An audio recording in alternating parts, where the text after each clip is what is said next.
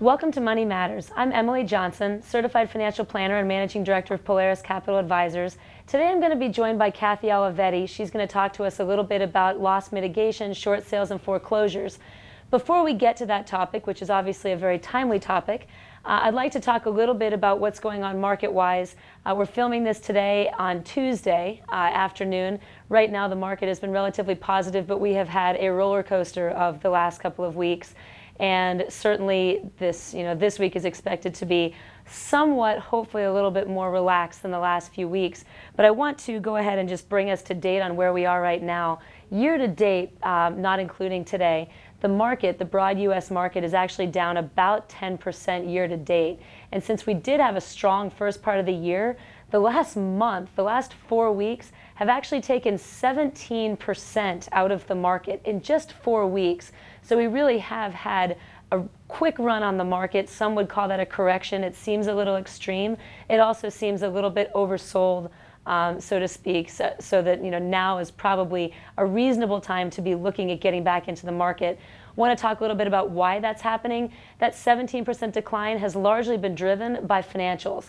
As we speak right now, Bank of America, which is one of the largest retail banks in the United States, is off about 40% from its highs just a few weeks ago, or earlier in the year, I guess. Goldman Sachs as well, another very strong bank, is off of its highs by about 25–30%. That is really driving the market down. Financials in general down about 25% from their peak. When financials aren't healthy, when banks aren't healthy, the rest of the economy is not going to be healthy. So that is what's been driving our market down. That said, with that decline, we do really feel that the market is oversold at this point.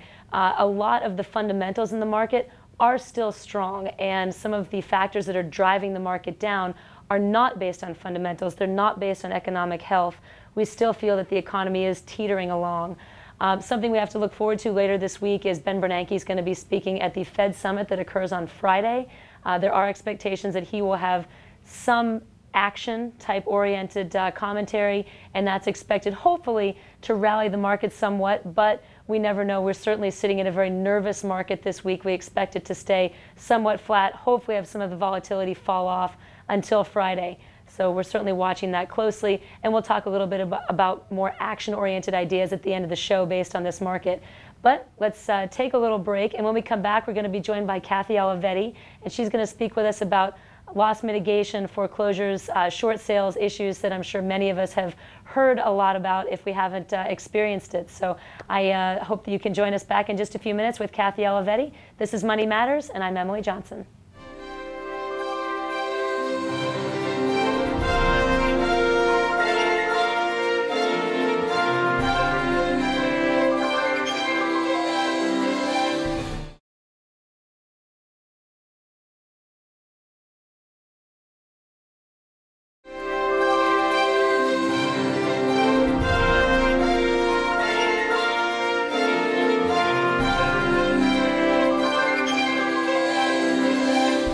Welcome back to Money Matters. I'm Emily Johnson, and I'm joined by Kathy Olivetti of the law offices of Catherine West Olivetti, here to talk to us a little bit about short sales and foreclosures, certainly a topic that many of us have heard something about over the last couple of years, and really would like to learn a little bit more. So, Kathy, thank you very much for joining us. Thanks for having me on your show. It's a pleasure.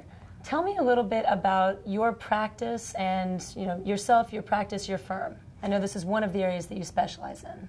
That's correct. One of the areas that we have started doing a lot of work in is the area of loss mitigation. And loss mitigation is really the area of working with property owners and their real estate in trying to figure out what's the best solution for them in this really bad economy. Mm-hmm. For a lot of people, that means that they might want to get a loan modification. Mm-hmm. It might be that they want to do a short sale. It may be that they want to possibly work out a deed in lieu with the bank. The idea is that we want to mitigate our losses in some way. Okay, so just to sort of define this, so if we have, let's say, a mortgage on any kind of a property, a primary residence or an investment property of $100,000, and the property is now worth $50,000, you're therefore $50,000 in the hole, that differential is what you're trying to minimize. Correct. Through one of those methods, either short sale, foreclosure deed in lieu? Well, the idea really is absolutely we want to try to minimize the losses for the client, but what I always say is it always starts with the client first. There are so many options that may be out there, but what really matters is what's in the best interest of the client and what it is they're trying to accomplish. There are some people that actually want to hold on to their property, and if we could get a loan modification, that would be the right solution for them. So part of it is figuring out what's right for the client. What we find mostly, though, is that there's so much information out there. People have a very difficult time navigating what is out there and what possibilities there may be, and so we don't want, and they get scared, and so then they don't act. And so what we want them to do is be able to come in, and we want to work with them to figure out what's the solution that's going to work for them. Okay, so a typical process, and actually a typical process, and tell me about your ideal client or your standard client. I'm sure it probably runs the gamut these days. So, you know, what is the typical client that walks in your door, or give me a couple of examples. Well, I would say there's two different kinds of clients. I mean, especially here in the Low Country, what we have is we have clients who are property owners that are owner-occupied, and then of course we have a lot of people in our community that are second home or investment property owners. So there's two different kinds of clients in that regard. But the kind of person that we find we work best with, our clients tend to be fairly sophisticated and actually affluent. I think the confusion is a lot of people think that if you're having an issue with regard to your mortgage or your mortgage payments, that there must be a huge financial issue. What we find, especially in 2011, is that most of the people that we're working with finally realize that this economy is going to be very stagnant for a long time. Real estate prices are not going to be increasing anytime soon. In fact, we're still declining, and they realize that if they don't do something soon and they don't start making some decisions, and they're hard decisions to make, that their situation is going to get worse, so it's important to act now. So I would say our ideal person that we're working with is ready to start making these decisions and move forward with their life. How do you help the clients differentiate between the emotional aspect of the decision, because the emotional, if it's a primary residence, I'm sure there's emotion around that, but also just the idea that if you can't pay your mortgage right now, that you've failed, as opposed to making a business decision? Because I see that some in my practice as well, where I have people that, you know, are approaching retirement or are in retirement that made investment decisions in real estate at the peak of the market, of course, that are on either a fixed income or only have a few more years where they're going to be earning at their current levels, and they want to hold those properties, they want to hold those mortgages, they've done it for 40 years of their adult life, and they want to maintain that, but it has to become a business decision as they're approaching, say, retirement, where they can no longer make that payment. So how do you help them differentiate between the emotional element and the business decision that has to be made? That's a really tough, I mean, you just hit the nail on the head, and it's a really tough issue, because the other part of that I see is that the typical client that we're working with has always met their obligations, and that is how they have been raised. It is in their DNA. We always joke and say it's in our DNA to do this, and we really, people feel bad. I always say the people that walk through our doors, they all have the willingness to do what they can do, but they've just lost the ability in some instances. As far as the emotional issue, I think what you're really talking about, it's primarily with regard to the owner-occupied, the primary house. People are very tied to their home. That's how we've been educated in this country. It's very American. The American all of our dream. laws, our regulations have all been designed. In fact, the banking, our mortgages have been designed around the desirability of home ownership. So it's very much ingrained in us as Americans. What we talk a lot about is the reality and whether it's really going to be feasible. And again, when we're consulting with someone and we're going through that initial process with them, what we are really doing is going through their overall financial picture, and we're looking at their assets, their liabilities, their income, and then we're always coming back to what their goals and objectives are. And part of it is really making them look at it on paper, whether it's really realistic or whether it's not realistic. And then frankly, a lot of it is who the lender is. There are some lenders that we are just not going to be able to work out something favorable for the homeowner, but in most instances, in many instances, there is. I always say, and we always, I didn't mean to cut you off, but I always tell people, we always figure out a solution. And it's not always the first plan A that we start out on, but we always figure out what we need to do. Very briefly, tell me about the introductory process that you have. A client walks in your door. Tell me about that initial process. Well, what we do first is that people generally call in and we do a preliminary interview. One of the paralegals in my office works very closely with that person and spends some time with them, because a lot of people are really scared. And one of my biggest concerns is I don't want people to be scared. So what she is doing is talking to them, making sure they know that no one's going to be knocking down the door, and trying to make sure that they know that they're going to be safe. And we get some preliminary information so that they kind of understand what we're looking for. And then we have the appointment and they come in. And we have a very lengthy, it's actually like a 1.5 to 2 hour consultation, because it is very, very in depth as far as their overall financial picture. And again, it always starts with their goals and objectives. Okay. So we'll take it from there in just a second. Kathy's going to be back with us after this commercial break. This is Money Matters, and we look forward to seeing you again in just a few minutes.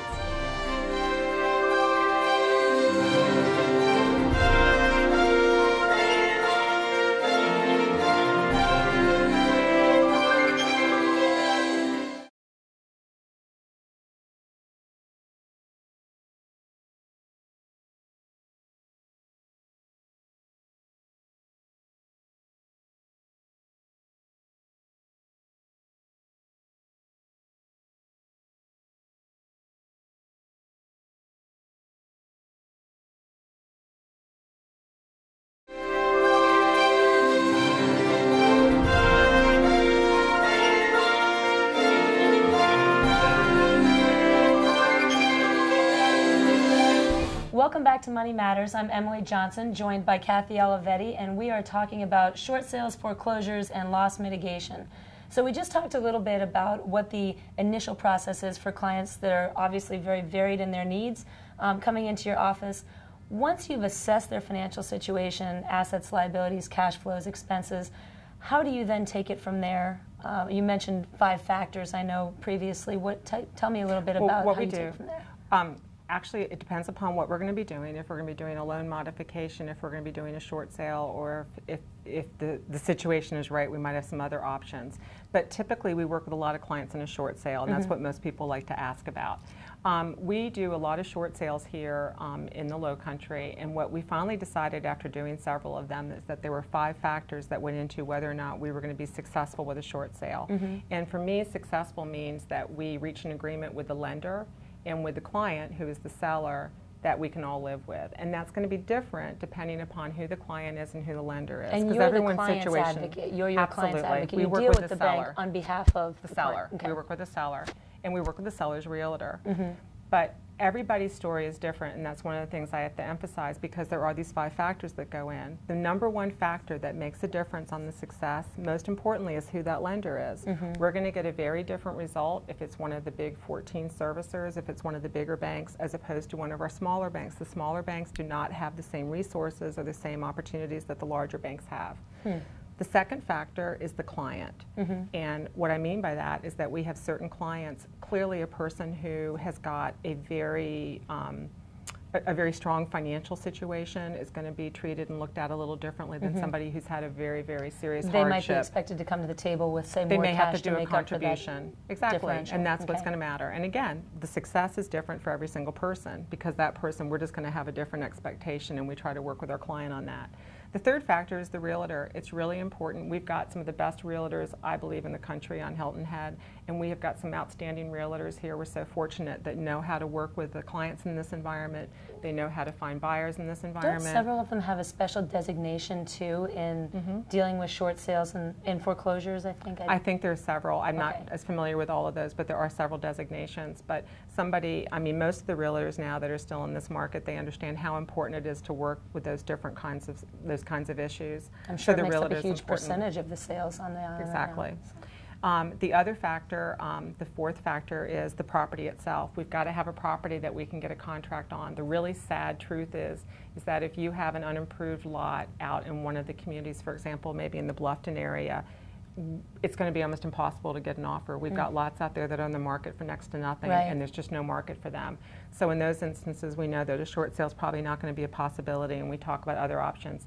And then finally, and here's the irony, the deficiency amount. And the deficiency, what I mean by that, is the difference between what is owed on the loan or the loans and what the net to the bank is going to be. And here's the irony. It's the whole paradox of loss mitigation. I always talk about there's all these paradoxes. We actually do better with a larger deficiency. Really? Yeah, and the reason is because I think that the lenders, especially the bigger lenders, if they're looking at a deficiency of a couple of $100,000, and let's face it, in our community we see some huge deficiencies, right. And then they look at a person's financial situation, and if we have somebody, our typical client is in their 50s, they look at somebody in their 50s and they look at what they have in terms of assets available to satisfy that, or what their earning power and what their capacity is, they realize they're never going to get it. Right. And so if it's a smaller number, it's almost more attainable. So I find, this is just something, it's non-scientific, what we have found in our office is that that's just, we do better with those.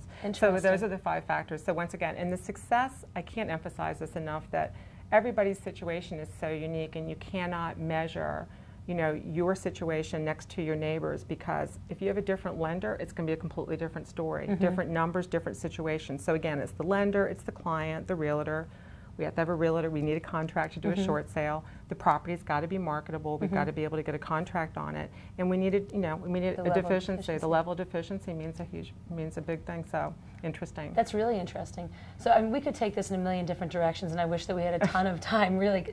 But you know, one direction I'd like to take it a little bit, since you've seen this for the last couple of years, is: do you see this subsiding anytime soon? Do you see it increasing? Tell me about what you're seeing as far as short sales, foreclosures, volume from '09 to now, the decisions people are making. Just talk to me a little bit about that. Well, the sad thing is that when we started doing this work back in 2008, it was really because I had 2 clients in particular, unrelated to one another, that came in to see me, and they just kind of knew things just didn't feel right, you know, and we started working with them, and I remember thinking, wow, this is bad, like we're going to have a mess on our hands. And I would say, oh my gosh, I think we could be doing this for 15 years. The sad thing is I said that in '08, I still say 15 years. Really? I think it's that bad, and I say that for a couple of reasons. Number one, a lot of people bought at the peak of the market, which was '05, '06. We've had a 35%, we've had a 35% decline in property values, and even more so if it's an unimproved lot or something like that.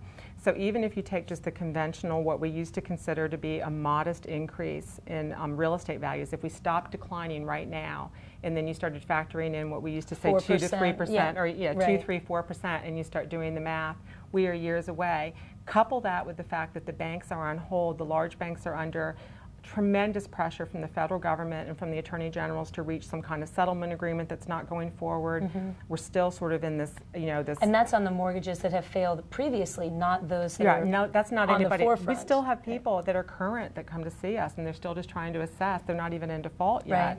So we're talking about there being probably a hangover of several years of people that are already in default or have been in the process. There's like a 2 to 3 year gap there, and then you couple that with people that are still, look, there's still people that are making their payments, and they have every intention of continuing to do that. They're employed and everything's fine. But unfortunately, in this economy, there are a lot of people who are one paycheck away from being in this situation because the job market is so bad. Right. And again, if you couple it with the fact that the typical client we're seeing is in their 50s, the boomers are the ones that have gone bust. Right. So it's a problem that's not going to go away. And, you know, it seems like the wealth effect, the idea that when the market goes up and people feel wealthier, same thing with real estate. You know, if they feel wealthier, then they're going to spend more. It seems like that is going away as well. So. Not anymore. It's the new normal. Welcome to the new normal. Exciting. Well, you definitely have to come back and talk a little bit more about this. I really appreciate your time. And we will be back in just a minute with a few closing remarks. Thank you very much, and we'll see you shortly.